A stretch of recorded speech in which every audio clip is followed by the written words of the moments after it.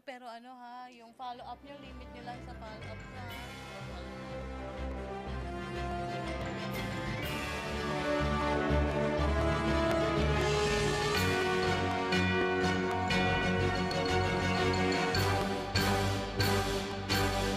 Good morning, Malacañang Press Corps. Happy Monday. Welcome back sa press briefing room dito sa New Executive Building. Today we have Presidential Spokesperson Harry Roque.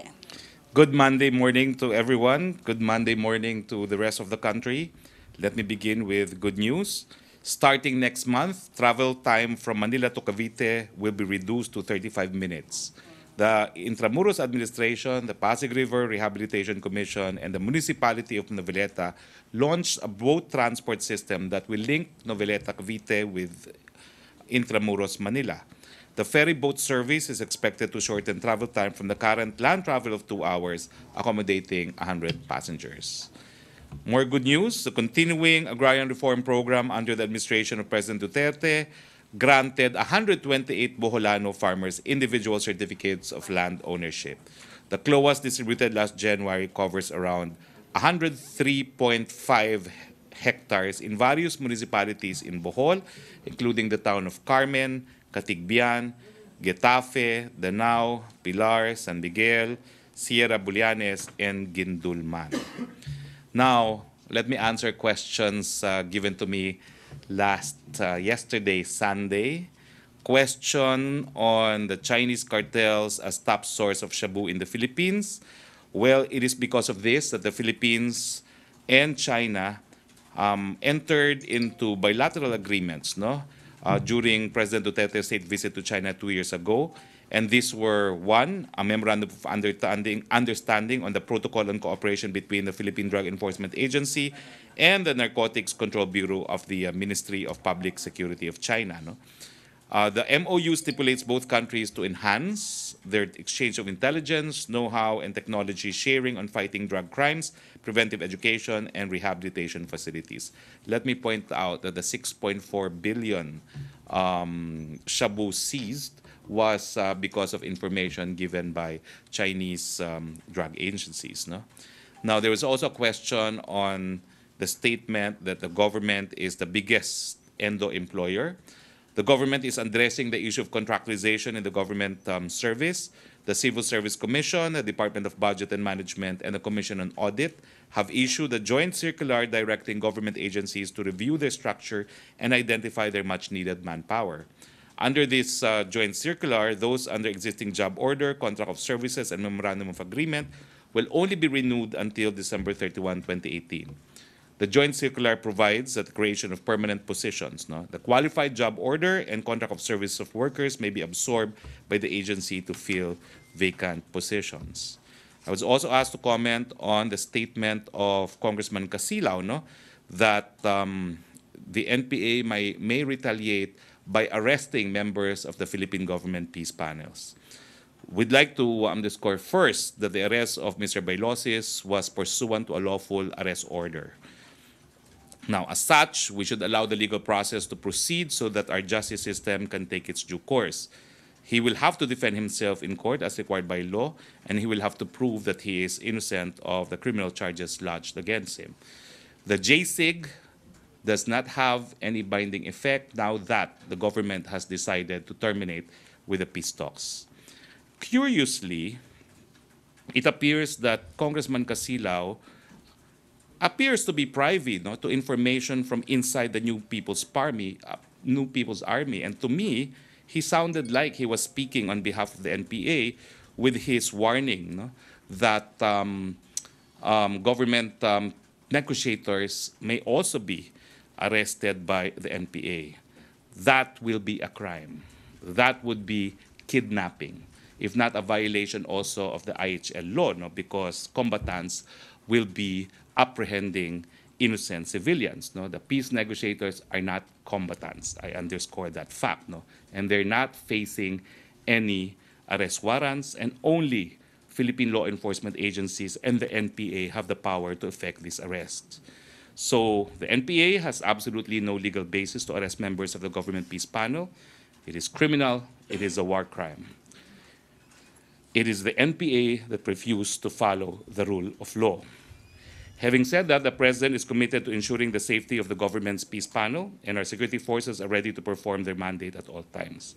If the NPA and the NDF are really serious and sincere in pursuing peaceful means to end their decades-long conflict with government, threats of retaliation, real or not, are detrimental to the cause and will serve no purpose.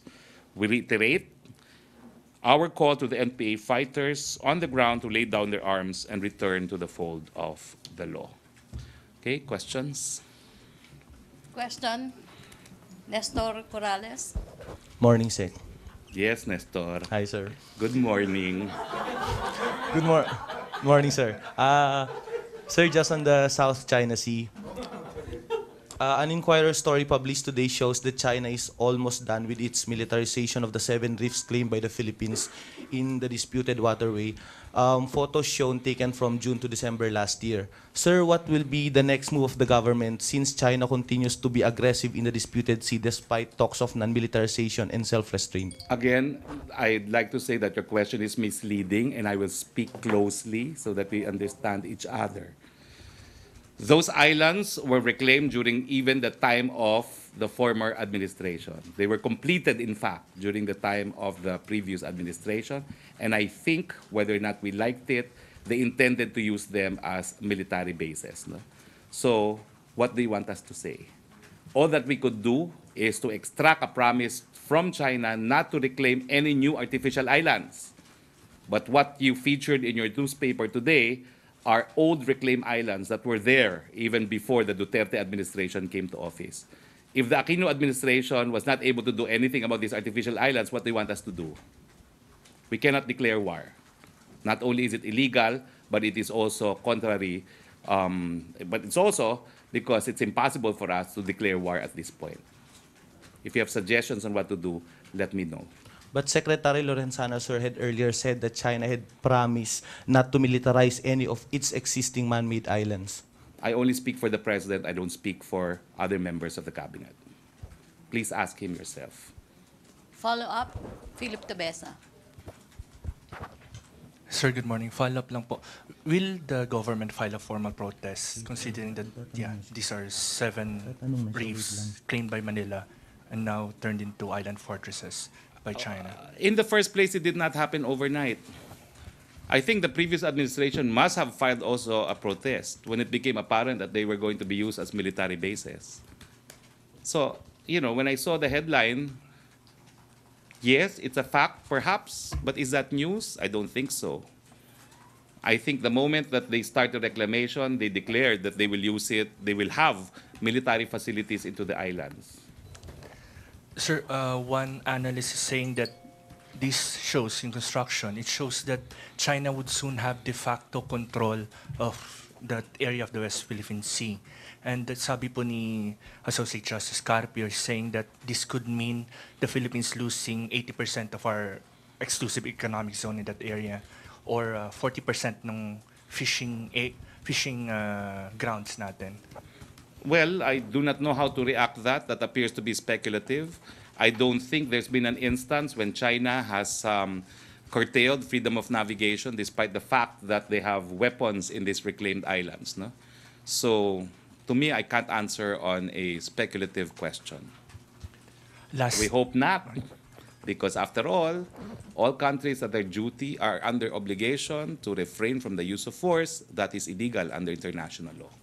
Last question, sir. Nabanggit din po ni Associate Justice Carpio that to rely on the good faith of China would be like relying on the good faith of a thief that's trying to get into your house. And doing so would mean like you're in fantasy land, not in touch with reality, and that's not real politics. This is a democracy. He's entitled to his opinion, but I would expect that next time we would read his opinion in the form of a court decision, because that's the function of the judicial branch of government. Thank you, sir. Okay, follow up. Or as I said, he could run for an elective legislative position if he wants to make policy for government. Okay, follow up, Ina Andulong. Hi, sir. Sir, just to be clear about it, are you saying that you are trusting China's word that under President Duterte's watch, China has not made any progress in its effort to militarize further. I didn't say that.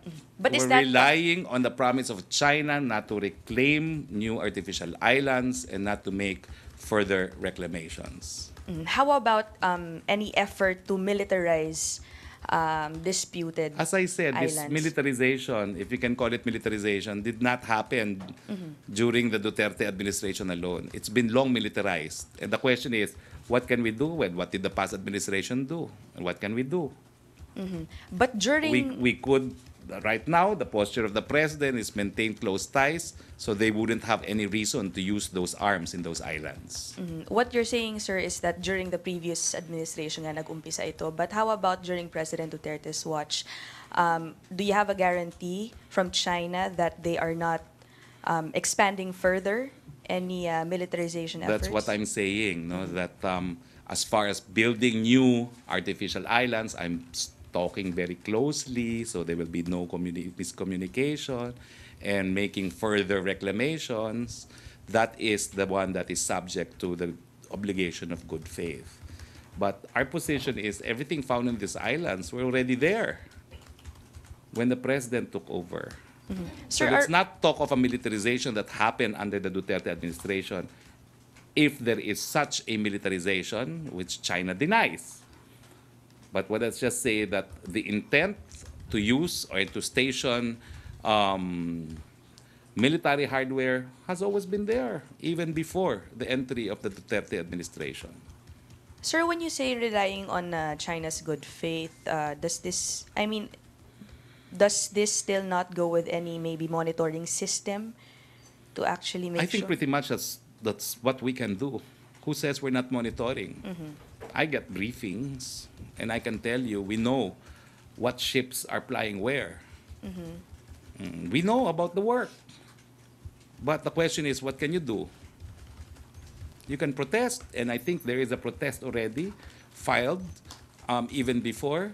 What else can be done? Well, we continue to rely not only on the principle of good faith, we also continue to rely on the general prohibition on the use of force, which is found under international law. And we expect that China, being not just a member of the United Nations, but also a permanent member of the Security Council, will adhere to the prohibition on the use of force. Lastly, sir, sabi nyo you get briefings, you monitor. Again, just to be sure about this, based on the briefings, walang bago under No new reclamations. Duterte's. No artificial islands. No new artificial islands. Thank you, sir. Okay, a follow-up. Mike?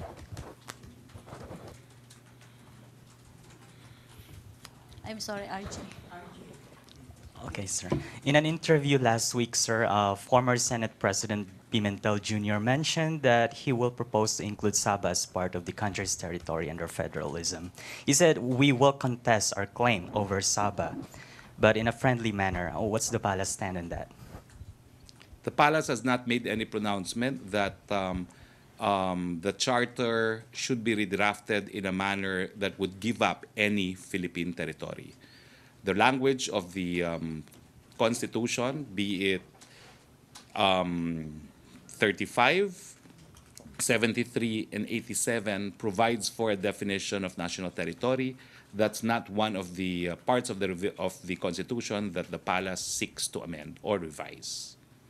Malaysia responded, sir, in a statement. They said it does not recognize and will not entertain any claims by any party on Sabah. Fortunately, I don't speak for Malaysia. I just need your reaction. Well, my answer is there's a definition of Philippine territory in all our constitutions. It includes territory by reason of historic title. Okay, sir. Thank you. Okay, Pia? Sir, last week the president was saying that he wants the Lumads in Mindanao to move out of their ancestral lands and he would provide temporary shelter and stipend for them. Sir, may we know if this statement was an order? Is this a suggestion? I don't or- think I read the transcript. I was not physically in Davao because he asked me to attend on his behalf the event in Ilocos Norte. I do not read in the transcript that he asked them to move. What I read is he will ask investors, no, to come in. And my reading of that is because you need to encourage economic activity in the Lumad's territory, no. Now, having said that, there's nothing inconsistent with that position with the provision of the ancestral domains law because the Lumad communities could allow economic activity to take place in their territory, and of course, it is subject to whatever terms and conditions that they may impose. Sir, that's one part of the speech, but in another part, he says in Bisaya, "We'll start now, and tomorrow I have something for you. Prepare yourself for relocation." Some IPs thought of it as an order and were in fact insulted by the remark. And we had an Igorot leader who's also UN Special Rapporteur on Rights of Indigenous Peoples, Vicky Tauli Corpus, saying that it's tantamount to ethnocide, that their territories are linked to their cultures and identities, and the president does not seem to understand the concept of how IPs view their lands. Again, that's the exact same rapporteur that was responsible for the statement of the president. It's the exact same Filipina rapporteur who said that the government is violating the rights of Lumads. And the president's reaction to that is the ones violating the rights of the Lumads are the NPA because they are forcibly conscripting the Lumads into the NPA. In fact, the statistics is something like 80% of them are already conscripted by the NPAs, no? And they have no choice because they do it under the barrel of a gun. No? That's why the solution of the president is to create economic opportunities in the Lumads area, no? Because generally poverty reduction will empower the individuals, the Lumad communities, and will drive away the members of the NPA in the first place when there's increased progress. It is not ethnocide. He is not forcibly removing them from ancestral domains. Let's not claim a monopoly of knowledge of what the Lumad community's problems are. The president has been a long-time resident of Mindanao. He has said that in the BBL, he will seek correction of the historical injustice, which includes the historical injustice being committed to Lumads, because in the previous BBL, they were not consulted on the BBL, and they were themselves classified as Moros. No? So that is not the intention of the president. So, sir, what he meant, perhaps by reclamation, is if there are investors coming in, physical education, but it doesn't mean that they will be expelled from their ancestral domains. Okay. Ancestral domains tend to be huge. They're not like limited to 100 square meters. So, sir, what's going to happen now? Will he consult with the IPs who he wants to move out of certain lands? Of what's course, going to happen? The IPs will be consulted. That's the provision of the law. They will have to decide if they will allow foreign investors in to begin with, if you look at the law. So when the president has a suggestion, it means it will take place within the context of the law because, as I said, he's a lawyer. And they can refuse the They plan? can refuse if they don't want. Yeah, certainly. Okay, thank you, Pia. Rose Novenario. Ay, good morning, sir. Yes, Rose. Sir, ano po yung assurance ng Duterte administration na mabibigyan ba ng proteksyon yung human rights ng mga lumad sa pagpasok po ng investors? At anong klase pong cooperation yung isusulong ng palasyo para po sa ganung hakbang ng administrasyon? Ulitin ko po, no, ang mga lumads, kung ayaw nila magpapasok ng mga investors, nasa sa kanila yon. Ang gagawin lang ng presidente, kung nais sila magkaroon ng mas malakihang pag-udlad doon sa mga ancestral domains mga lumad, yan, tutulungan niya na humanap ng mga investors sa mga lugar na yan. Pero kung ayaw nila, hindi sila mapipilit. Dahil sa batas naman, kontrolado nila yung mga teritoryo nila na classified as ancestral domains. So anong guarantee? Yung batas ang nagagarantiya na kung ayaw pumayag ng mga lumads, hindi mangyayari. Halimbawa pong magkaroon po ng, hindi po siguro maiiwasan na magkakaroon ng mga protesta, ano po yung assurance na hindi naman, kumbaga, mababiolate yung kanilang human rights Alam mo, pag nagprotesta po may sila? doctrine kasi yan kung ano yung mangyayari doon, dapat may informed consent ng mga indigenous members. No? So kung ayaw nila, ayaw nila. So doon lang sa area na may pumapayag. Pero siguro, walang magkakaroon ng unanimous decision dahil masusunod dapat yung kagustuhan ng mayorya. Alam mo, hindi lang naman sa Pilipinas may lumad. All over naman may lumad sa Canada, sa Estados Unidos, at nagdidesisyon sila bilang isang komunidad. Okay po. Okay, follow up. Other issue, Deo De Guzman. Microphone, Pia. Salamat. Mukha na naman congressman si Deo. Monday, sir, Monday. Monday, oo. Good news Monday. Sir, question lang. NPA rebels o si Jomo Sison po warned the government na he would ask the NPA to continue the attacks on the government and kill one soldier per day until the government wants to talk to them peace. Alam mo, wala namang pagbabago sa posisyon ng NPA. Nag-uusap na nga ng kapayapaan, tinatarget pa rin nila ang kasundaluhan. So anong bago doon? So, Walang bago doon. Hindi po tayo luluhod doon sa... Bakit kami gusto nila. luluhod? Ano bang akala niya sa hukbong sandatahan? Hindi natin sila kaya? Manood siya. Ayaw ng presidente sana na dumanas ng dugo, pero wag niyang tatakutin yung gobyerno na parang kontrolado nila ang teritoryo ng Pilipinas. Kung ang gobyerno nga ay nakipag-usap ng kapayapaan dahil naniniwala sila na lahat ng Pilipino dapat mabuhay na mapayapa. Pero dahil ayaw nga nila, nakipag-usap na nga ng kapayapaan, binigyan na nga sila ng free passes, pinadadala pa sila sa Norway, all expense paid. Patuloy pa rin ang pagpapatay nila ng sundalo. Ano mangyari sa atin dyan? So go ahead, make all the threats you want. No follow-up na doon, sir. Another issue, Senator Trillanes filed a resolution in the Senate asking for an investigation doon sa ill-gotten wealth daw ni Presidente. Any reaction on that? Lumang tugtugin, lumang balita para ng sirang plaka. Sir, sakaling magtuloy yung investigation, will the Executive Department cooperate with that investigation? Wala pong tinatago. Ang tanong, anong dokumentong hawak ni Senator Trillanes? Wala naman siyang authenticated document. Sinabi na nga ng AMLAC, hindi galing sa kanilang dokumento at mali ang datos na hawak-hawak ni Senator Trillanes. Thank you, sir. Okay, follow up. Rose na binaryo. Ay, sir, good morning po uli. Yes. Sir, meron po bang nakikitang parang senaryo ang Malacañang na niluluto yung oposisyon na tungkol po sa pag-file ng resolution ni Senator Trillanes sa Senado sa pag-imbestiga ng like yung katulad po ng ERAP-like impeachment na may pagtanggi yung kampo, halimbawa po ni ERAP na buksan yung envelope, yung mga ganun po. Sa bahagi po ni Presidente, hindi siya magbibigay ng kanyang waiver para po buksan yung, parang may ganun po ba? At si ODO Karandang po ba, posibleng maging parang Chavit Singson nung panahon ng ERAP impeachment? Well, unang-una, hindi ko alam kung anong plano nila. Ang alam ko lang, hindi sila makaantay ng 2022. Kaya gumagawa sila ng hakbang para mapabilis. Pero may sasagot ko dyan, gawin nilang lahat ng gawin nila. Pero ang presidente, as a service show, has unprecedented approval rating from the people. So mag-ingat sila. Habang pinipilit nilang tanggalin sa posisyon ng presidente, magagalit sa kanilang taong bayan, baka ang people power laban sa kanila, hindi lamang kay presidente.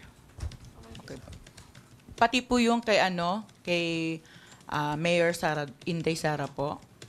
Lumang balita na naman yan di ba? Election pa yan Isa't kalahating taon na, wala naman siya nabibigay ng authenticated document. Alam nga naman kami magbigay ng dokumento para pruwebahan ang kanyang mga aligasyon na hindi naman totoo. By now, he has had the time. Kung talagang may katotohanan yan, dapat na pruwebahan na niya, may authenticated documents siya. Wala, pareho pa rin mga dokumento sinasabi niya. So walang bago. Walang bago. Kaya nga, nagtataka nga ako na nababalita pa yan dahil hindi nabalita yan talaga. Thank you. May follow up? Other issue. Si Henry Uri muna. Sige, nasa na daw. Magandang naglalagablad na umaga, Secretary. Ay, magandang naglalagablab na umaga, Henry. Sa passport lang maski sa amin, maraming nagrereklamo hanggang ngayon na dami pang nahihirapan kumuha ng passport. Banggit ninyo nung huling itanong ko ito sa inyo na mayroon kayong gagawing hakbang tungkol sa bagay na ito. Ano na ho ang latest? Ito po yun. Noong isang linggo, may tinalagang tao si SFA na makipag-usap sa atin, hindi naman sumipot. So, ang alam ko po ngayon, nasa abroad si Secretary Cayetano. So, ipupurso ko po itong bagay na ito dahil pati po sa Kongreso, naimbestigahan na namin yan. At wala talagang linaw. Yung sinasabi po ni Congressman Zarate, lumabas din po yan sa Kongreso. Dahilan, kaya nagpunta pa kami doon sa premises ng UJEC. At yun nga yung sinasabi ko na so far, ang malinaw, ang sabi ng COA, sa pagbase ng financial statements, mukhang insolvent daw itong UJEC. Yun ang sinabi ng COA dun sa pagdinig namin sa Kamara.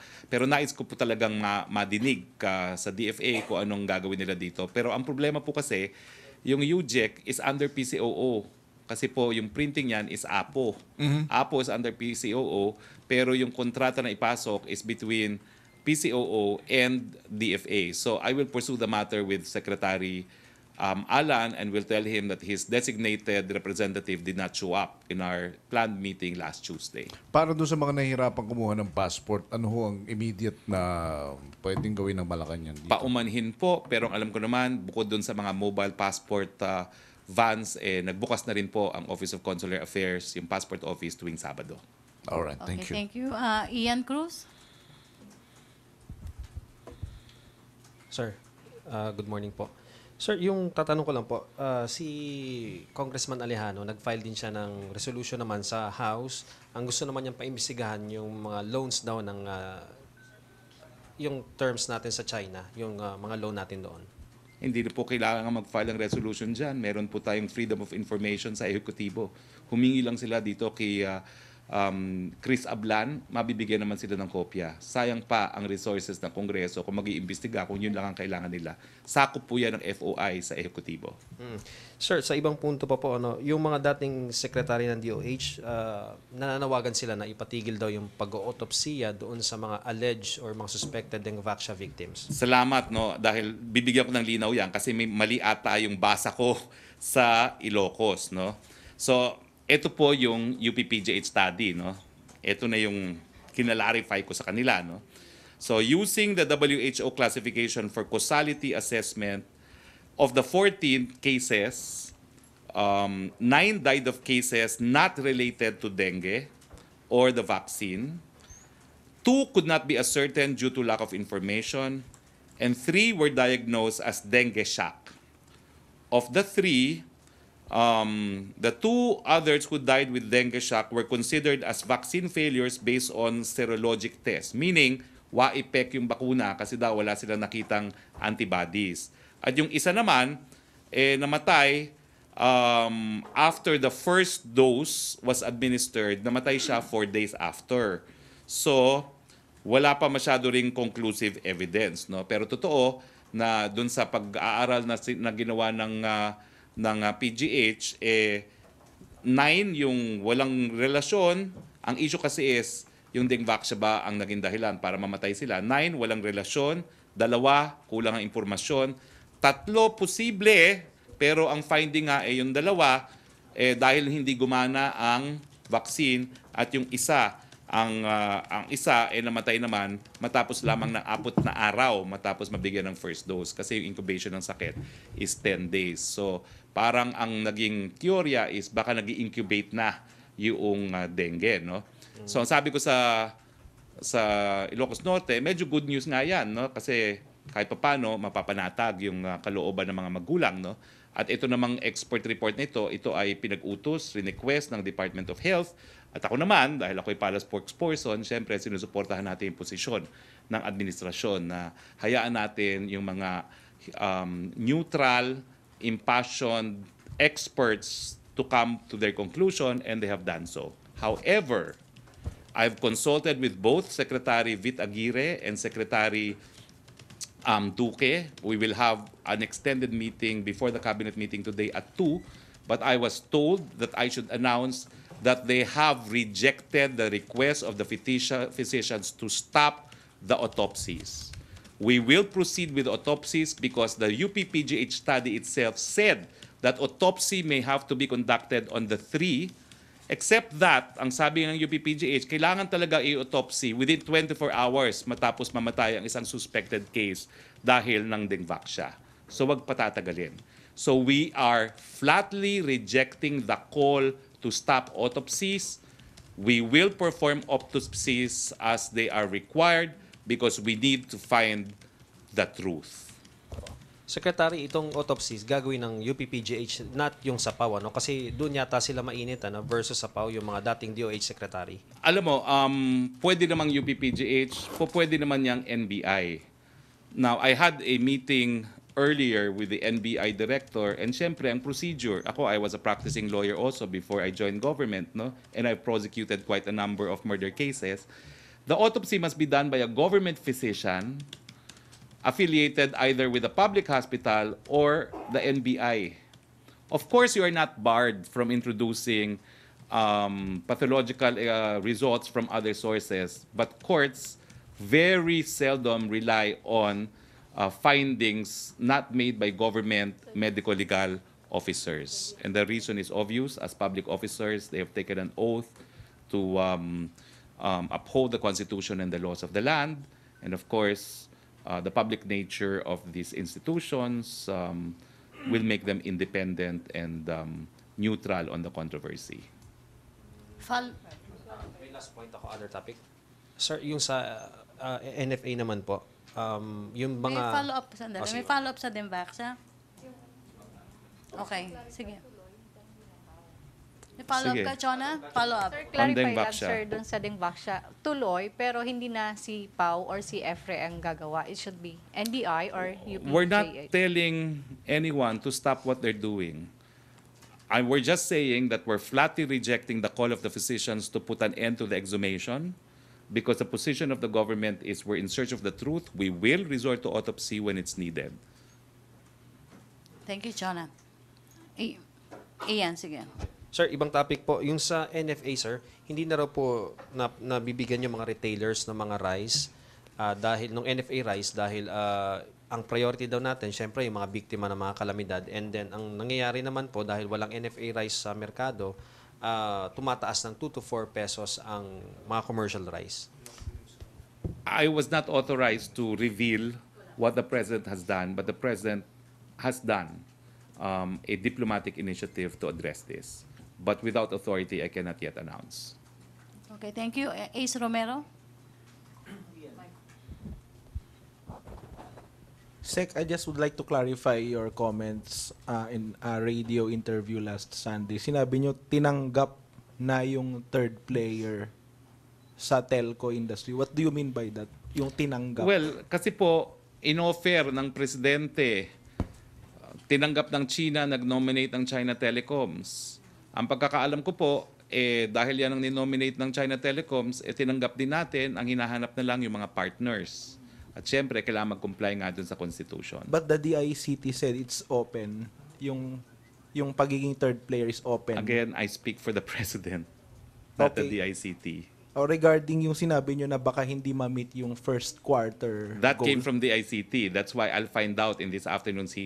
Alam nyo kasi si Presidente, every time we have a cabinet meeting, sabi ko na nga sa inyo, Marawi Rehabilitation, number 1. Number 2, third telecoms prayer. So we will find out what the update is this afternoon. And tomorrow, I promise to give you another summary of the cabinet meeting, the proceedings of the cabinet Pero meeting. wala tayong parang idea bakit madedelay. Kahit basic I information. can't remember the reason now, but I promise to give you an update tomorrow Okay. Thank you, after Secretary. the cabinet meeting. Okay, last question. Please state your name.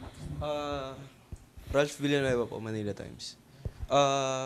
Sabi po Welcome, Ralph, no? You're a newcomer, no? Yes po. Sabi po ni Congressman Alejandro nung Sunday, you should familiarize yourself daw po with yung timeline po nung sa frigate. Kasi sabi niya po nung September 26, 2016, doon daw po na-finalize yung contract. That's wrong. Ang rinireklamo niya, ang pinuputak niya, disqualified daw yung Korean company sa Korea. Saan papasok yan? Ano bang proseso ng bidding? Ako naman kung titignan niyo yung mga Supreme Court decisions on government procurement, lahat yun ako nag-argue.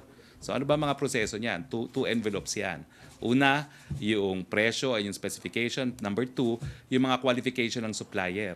Kung sinasabi niya na blacklisted yung company yan, lalabas at lalabas yan dun sa second envelope pagdating doon sa tinatawag na post-qualification. Kailan ba kinundak ang post-qualification? Panahon ni Presidente Aquino. Di ba? Ang ginawa lang ng administrasyon nito, Agosto, yung notice of award. Pero everything in the bidding, natapos na yan during the administration of President Aquino. Ang sinasabi ko sa inyo, 9184, basahin naman ninyo anong grounds for refusal to issue a notice of award. Ang pwedeng posibilidad lang dyan, 2, patent illegality.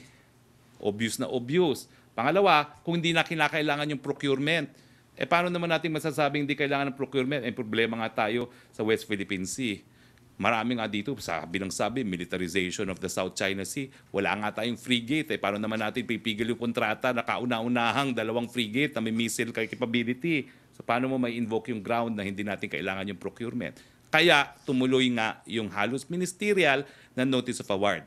So my suggestion to Congressman Alejano, he's my friend, but please don't teach me the law. Okay, thank you. Last question. Raymond Tinasa. Sir, habol lang dun sa ating Vaxia. Kasi kanina sa hearing sa Kamara, medyo parang nagbago na yung posisyon ng Sanofi at hindi na raw sila mag-reimburse doon sa supposedly unused vaccines na binayaran na ng gobyerno. So parang lumakas yata yung loob nila after ng release ng report ng expert panel. Huwag po silang lumakas ang loob dahil hindi pa po tapos ang usapin. May VACC complaint na election offense yung ginawa nila. Merong reklamo na hindi sila nag-disclose fully kung ano yung side effect ng bakuna. So hindi po ibig sabihin na yung finding ng PGH ay nagsasabi na Siam ay walang kinalaman sa Vaxia, wala na silang pananagutan. Marami pa pong posibleng pananagutan. Pag napatunayan na alam nila yung side effect, hindi nila dinisclose, nako, napakalaking danyos po pwede nilang bayaran, hindi lang yung full reimbursement. They must be dreaming if they think they're off the hook. Pinatatapos lang natin ang investigasyon. Everyone please, the investigation is ongoing. Even the UPPGH study will be forwarded to the NBI so that they can conclude their investigation. Let us not make any conclusion either way. And I'm also appealing to even some members of the government. No? Wala pa pong final finding ang NBI. Antayin po natin yan. No one is responsible and yet no one is off the hook at this stage. Dream on, Sanofi. Thank you, sir. Okay, thank you. Follow up? Microphone. Last question na to. Ian. Wait. May ipa-file nga daw po yung VACC tungkol din Sinabi sa naman Vaxia. nila yon, di ba? Pero ngayon Yung daw po election yung- offense. Sinabi na nila yun last week. Apo, pero Tinanong na nila ako eh. ngayon daw po yung 2 p.m., sir. Ayun, very good. Because I'd like to know the reasons too. Lahat naman yan maimbestigahan.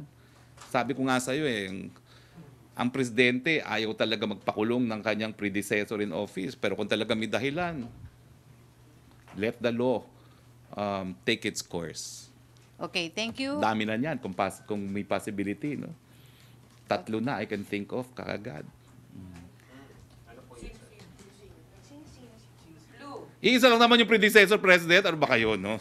Joseph. 3 basihan na kung meron matapos maimbestigahan. Oh. Hello. Okay.